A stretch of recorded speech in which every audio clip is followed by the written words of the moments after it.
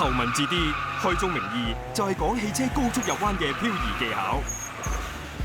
最不可思議嘅，莫過於一部平價嘅 AE86，居然打敗眾多大馬力嘅名牌跑車，成為秋名山嘅最速王者，為成個故事增添咗傳奇嘅色彩。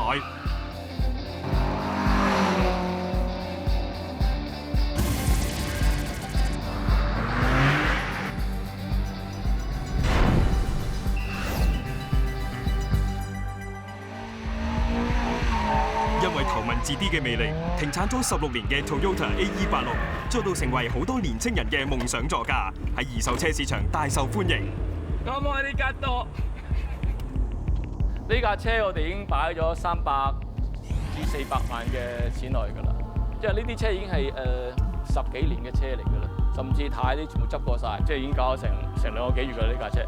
呢部係一部 AE4 AEG 嘅計啦，佢一部即係可塑性非常之高嘅計嚟嘅。咁有啲係用加 turbo 啊，日本人就好中意將呢部計去改良嘅。